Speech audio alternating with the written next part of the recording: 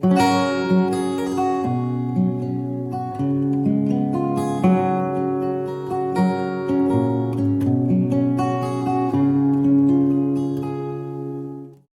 Sprinkles, welcome back to Mirabella TV.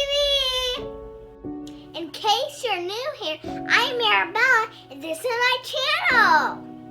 If you want to be a sprinkle, hit the subscribe button.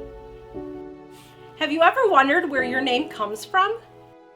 Is it a name that has been passed down through your family's generations? Or are you named after someone important or famous? Or maybe your name's from the top 10 of the year you were born? Or is there a story behind from where your name comes from? We're going to bring Daddy here to tell everyone and you where your name comes from. Oh yes, I'm excited. I love it. Hi. Hi, how you doing? Hi, Sprinkles. How are Hi ya? Sprinkles. Always happy to join with you guys. So this is going to be quite a hefty story. There's some kind of heavy themes, but I'm going to tell it in a way that's safe for your ears and for all the little ears out there, for all your Sprinkles. It's about a time right around the beginning of World War II and then on afterward. So there's a lot of really dark, evil things happening in the world at that time, and it took a lot of people not only being good to each other, but a lot of a light to shine through that darkness. That's how people made it. That's how they rebuilt after that. But we'll start with your story back when your grandpa was still pretty young. He was living in Poland, and Poland is a country that's bordered pretty closely by Russia and Germany. And basically what happened is, at the same time, Poland was attacked by Germany, which a lot of people know about this happening. Poland was also attacked by Russia on the other side, and a lot of people don't seem to know that. I myself really didn't hear too much about that. It's funny the way that history works, that certain things are forgotten from time to time, but the same time basically that attack occurred, my grandpa was on the side that Russia ended up attacking and invading. And basically my grandpa's family at the time was his mom, dad, his little sister, his little brother, and then there was him. His name was Czeslaw. When he came to America many, many years later, he changed his name to Chester. So you're going to hear me refer to both Czeslaw and Chester, but same person. Basically, at the time of the attack, Emma was visiting, that's his little sister, was visiting Grandma's house, which was further away, and ended up being on the side of Germany that ended up being attacked by the Germans. On the side of Poland that was attacked by the Germans. Basically, his father at the time was a police officer. So it was his job to, be a police officer, like police officers we see all the time. Yeah. When the attack happened, word went out really fast that they were arresting anybody that had military background, anybody who was in the police, anybody who was trained to fight. They were arresting these people, and they were not only arresting them, they were doing a lot of executions. That means they were killing these people. So it was a very scary time. If you can imagine that happening now, you sitting in your home and hearing all of this news of what's happening, and how scary that would be if your country was basically being pulled apart, and hearing that not only Germany but Russia was invading your country. So there were a lot of really scared people who didn't know what to do and didn't know where to go. But my great-grandpa basically disappeared, and the reason why he disappeared was because he did not want to get killed. And it was so bad at this time, where if he would have told his family where he was going, if he would have went back and said to his wife, this is where I'm going, that would have put them all in danger. So he left. He ran as far and fast as he could. They didn't know if he had been killed. They didn't know if he was just missing. So really scary time. So he couldn't tell them anything. He went to work one day. They found out about the invasion, and then he was gone. So he was there with his mother and his little brother. And people started going door to door. Kind of a scary thing to think about, but eventually someone came and knocked at their door and said, you know, you have to let us in. You have to put together a small package. It was an insanely small package, like literally for all of them, they had to fit everything that they wanted to keep from their life in a tablecloth and just tie it in a knot. They had a couple of minutes, about 10 minutes, to get this together. And if they hadn't gathered anything that they wanted to keep in that time, they would have just dragged them out. They were told that they were going to be relocated to another oblast, which at the time meant that you're going somewhere else. So basically, the entire family got loaded up into freight train cars. When they got to the station, they took all of their personal belongings and said that they would be storing it, which they didn't. They stole all of those personal belongings. They never saw those personal belongings again. None of them did. And they all got loaded into these freight train cars. And they rode for a long time in these freight train cars. There were just little holes kind of cut into the bottom of these cars where they could go to the bathroom. They didn't really give them food or water. And for a very long time, they were in these cars. And eventually, they stopped and started unloading people in these different villages. And my family, they got unloaded in a village basically in Kazakhstan. It was kind of like, it was Siberia basically, and they were told that if they ever left the village, they would be executed. So they had to live there. They had to basically walk up, not knowing the language, to a family and ask to sleep on their floor, which they did.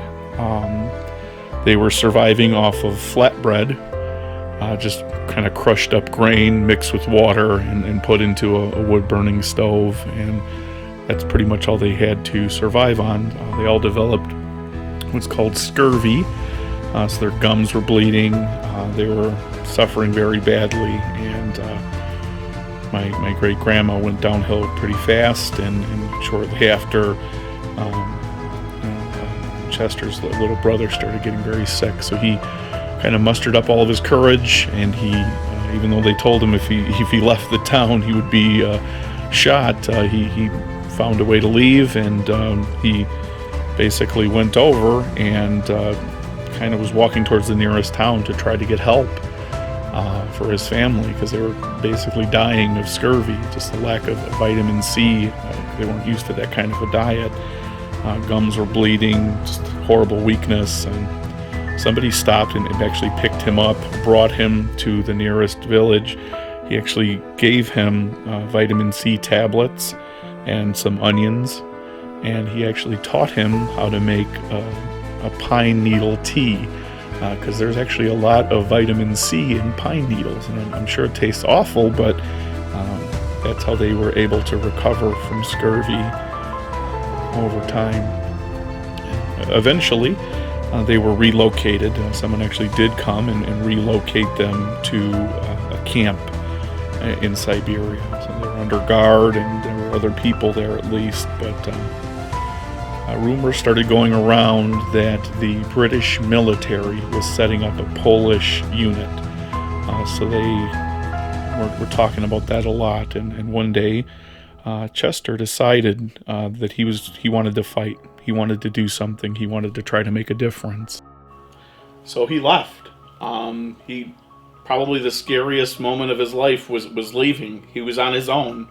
He had to become a man, and I believe he was around 14 or 15 years old. He was not a man, but he made a decision to leave. He had to sneak out first and foremost from this camp, which was very dangerous. He didn't go alone. He took a couple of friends with him. They left, and they started a walk from Siberia to walk out of Russia to find a way to some allies, some friends that would help them enlist in the British military. They had no way of knowing that they would survive this. They had no way of knowing that that would even be possible.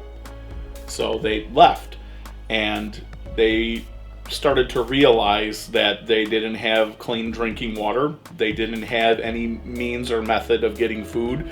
They didn't have money. They didn't have any way of making or getting money, because they were literally at this point not only refugees, but they were fugitives. They had left a camp. If anybody had found out that they left the camp, they wouldn't think twice. They would turn them in. They would try to kill them. They knew enough Russian. They had been learning Russian to speak with people. They did not speak Polish. You would rather kill them at camp? Yes. Just because they got away from that camp, they were forbidden from doing it. They were prisoners, basically. So basically, at the point when they were starving to death, for lack of a better term, they would go up to people's houses, and my grandpa would do it a lot, where he would go up to a complete stranger's house, knock on their door, and say, "My friends and I," in the best Russian accent he could, "My friends and I are starving to death. Will you please help us?" And more times than not, they would slam the door in his face. But sometimes they would slam the door in his face and then come back and give him a few bread crusts. Now, can you imagine not eating any food for days and then getting bread crusts to keep you alive? They had prayed a lot during that time, and they prayed that they would somehow live through what they were going through. So what would happen sometimes is, by some miracle, by the grace of God, they were given small bread crusts. And my grandpa remembers one occasion when he thought for sure he was going to die. His friends were collapsing. They actually split up, and just to try to find somewhere warm or try to find food, and it was getting late, and my grandpa thought he was going to die. So kind of what he was doing was he was finding a place to go and die. He snuck through a fence because he saw a heater vent, and he laid down. This vent was letting out warm air, and it was freezing. It was winter in Russia. It was not. They didn't really have warm clothing to speak of. They were constantly frostbitten and wet and ill. And he laid down where this moist, warm air could blow at him on his face, and he passed out. When he woke up, it was the next morning. He was covered with a very warm blanket, and he had a plate of scraps of food left there for him. So somebody saw him there dying and freezing. They looked down and took pity on him and covered him up and gave him that food. It saved his life on that occasion. And my grandpa had very strong faith. I have very strong faith, and I know there's a common thread that went through his life, that it was almost as if God had his hand on him, and I felt that in my life too. So after that point, things got kind of dark for him. There were entire days where he was just walking in a constant state of fainting, from not having any clean drinking water to not having food. And there were times in just absolute desperation. They were like looking in the gutter for thrown out food and whatever they could get their hands on. What made this worse, just to paint a picture for you guys, is that in Russia at that time, there weren't too many well-to-do people. So you were either very rich and you had your food and you had your property, or you didn't have much at all. So there were a lot of people that were Russian citizens even at that time who didn't have food, who were outside with them, and they were rubbing shoulders with these people, just trying to find a way to keep moving as much as they could. But that was made a lot harder by the fact that they were starving to death. So in that situation where they're literally starving to death, they managed to walk along these train tracks, and they actually managed to get out of Russia eventually, all of them. They stuck together. They got out of Russia. They were able to get to an allied area where they said and were able to communicate that they wanted to sign up for the British military, and they were able to. So they went and they enlisted. They were brought finally to the place where they could do so, and they were all sent to Iraq to train with the British military. And that was where their training base was. When they got there, my grandpa said his name, and they said, okay, Cheslov, your last name sounds really familiar. We have someone here with that last name. So he said, wow, I mean, what a weird chance that, maybe that's somebody I'm related to. So he went to this tent, and he saw his father in front of him, Pavel. Oh my. And there was a lot of crying, a lot of what happened, I can't believe I'm seeing you. But I don't know if you've ever been in a situation like that where you see a long lost friend or something, but it could be a pretty emotional experience. But for them, it was answer to a lot of prayers. It was a moment of pure joy that they really didn't have family, and then they did again. And so he trained. Eventually, fast forward a little bit more after that training, he ended up being stationed in Italy. It was during the Battle of Monte Cassino. They were in Italy. Not only were they fighting against Mussolini and his troops, they were also fighting against Hitler and the Nazis. And where he was stationed, he was actually with his two best friends, two people that he walked out of Poland with. Walked out of Russia with, and were from Poland. He was stationed with the both of them and his commanding officer, who was also Polish, and they were in an observation deck. So they're way up on the side of this mountain called Mount Mirabello. Kind of like your name, huh? Yeah, but it's missing the A. That's right. You'll learn about this. Listen, bear with me. I know it's a long story, guys. Please bear with me.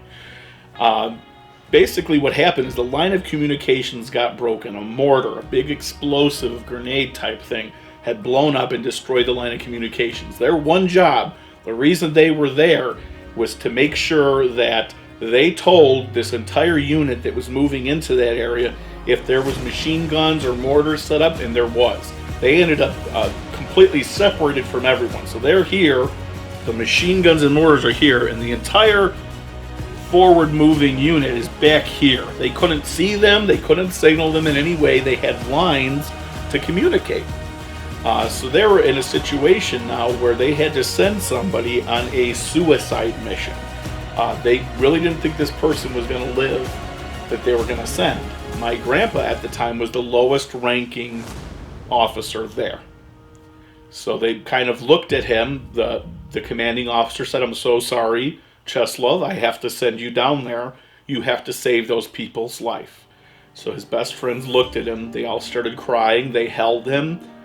And they said goodbye because they thought they were witnessing, Cheslov is going and he's going to die. And we're going to have to watch it through our binoculars and watch him die. And then one of us is going to have to go and complete his mission because we have to save these people. So he went down, he said his goodbyes, and he ran as fast as he could. He got down behind a rock and he started praying. But he did not pray in Polish or Russian or anything like that. He says, everyone here in this country is praying right now. Everyone. And he decided he was going to pray in Latin. Because he figured if he prayed in Latin, God was going to hear him. He was an altar boy, and they would do their mass in Latin. So what Grandpa said is, I'm going to pray in Latin, and I hope God hears me. Please keep me safe. So through a lot of praying in Latin, he just ducked behind rocks, and he would literally take a deep breath, say a prayer to the Lord, please protect me, and he would run. And the whole time he was running, he was being shot at not only by machine guns, but also rifle and pistol fire. Basically, it was an entire machine gun nest pointed at him, trying to stop him from doing what he needed to do. And he somehow, by only a miracle it could have been, got from rock to rock each time and hid just long enough to throw off their timing, and he eventually got all the way to the other side of this valley. When he was at that other side of the valley, he was basically ready to turn where he would go and warn that other unit, please don't move in, and a Nazi soldier was waiting for him. He had his gun pointed at him. He could have killed Chester right then and there. There wasn't a chance for him to defend himself or anything, but instead of shooting him, this Nazi soldier threw his rifle down on the ground and threw his hands up and said, "I surrender."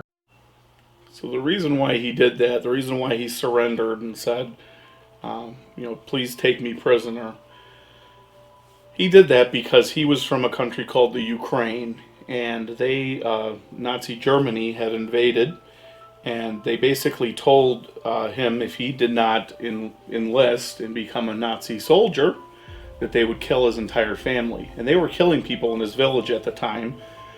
So what he did was he enlisted, and the first opportunity he had, the first time he saw an Allied soldier, which was your great-grandpa, he surrendered. Because he didn't like what they were doing, he didn't like what they stood for, he didn't like anything about the situation that he had been put. So basically what they did, he went and he brought this guy. He wasn't even holding a gun on him, because he had made it clear, I'm not going anywhere, you don't have to worry about me trying to get away.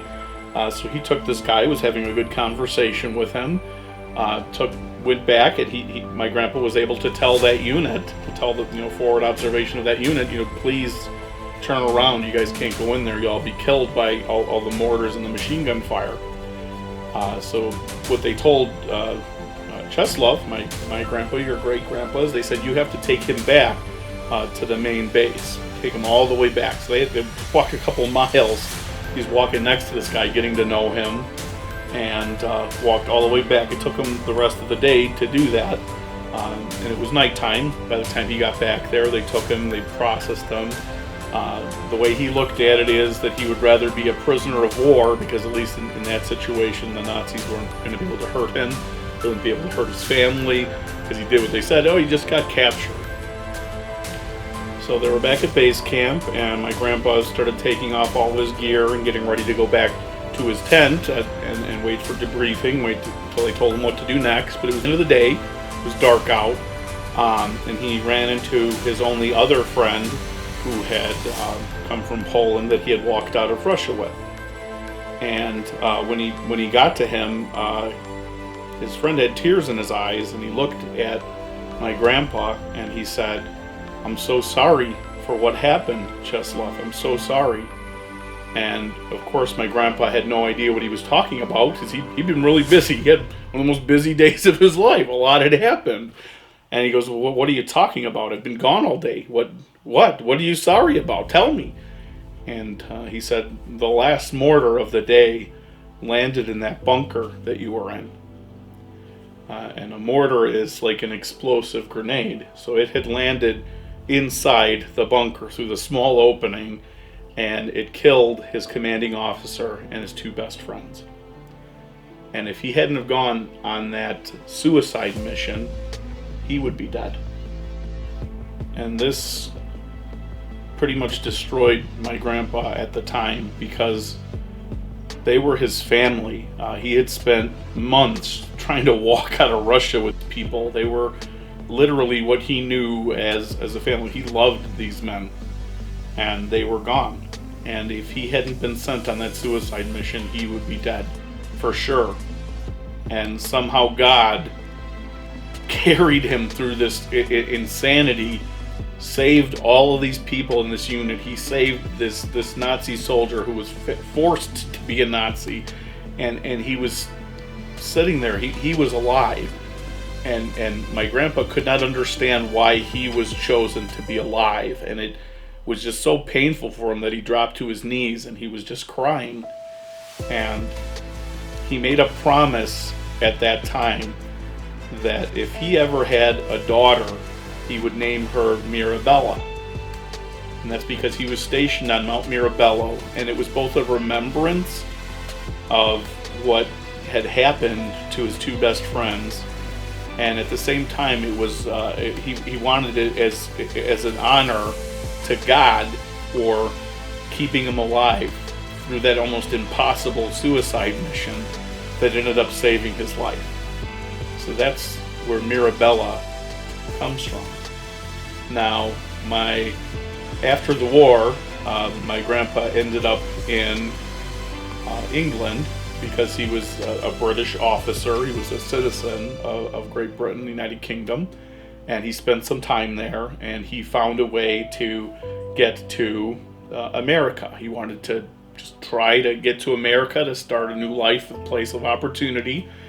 And in America, he ended up meeting his wife, Jean, and got married. And they had 2 sons. So he never had a daughter. Now, he kept this dream alive of Mirabella. He did.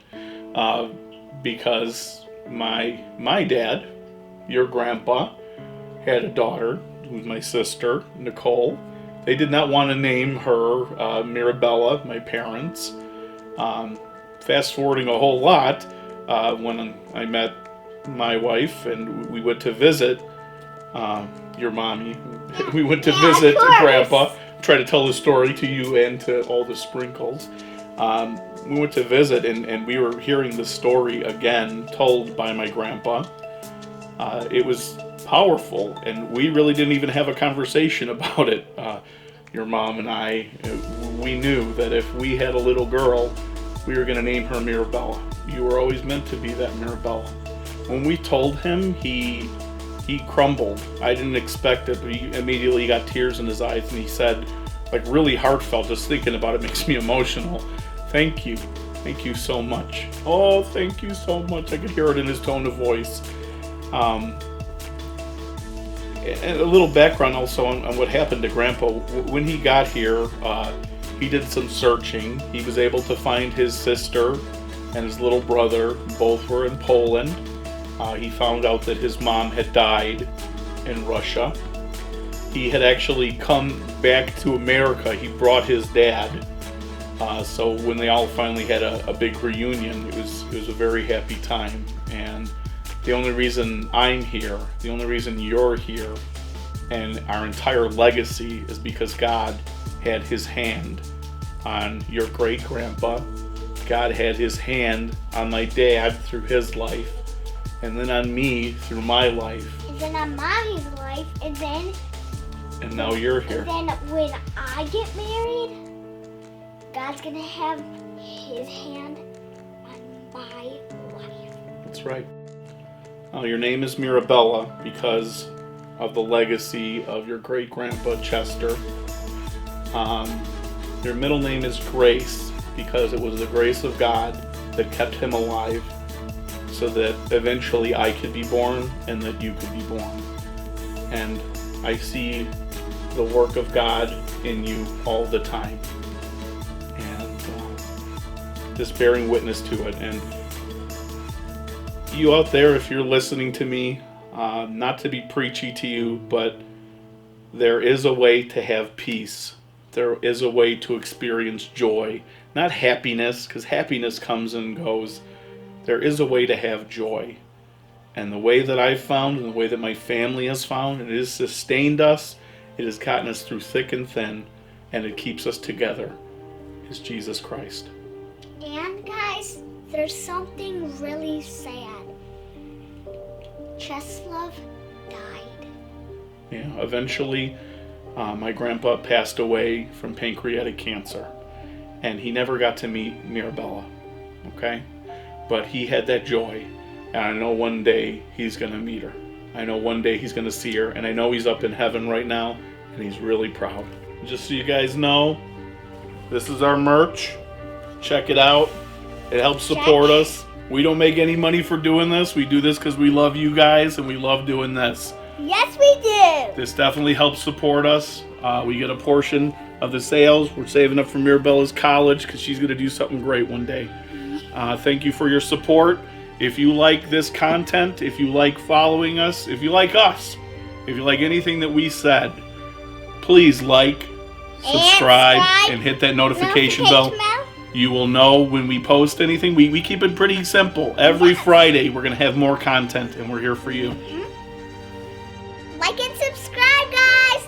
Buy our merch. Buy our merch. It helps us a lot. I want to give a big shout out to the Perrymans. If you want to hear more of this story, send an email. We have over 100 subscribers.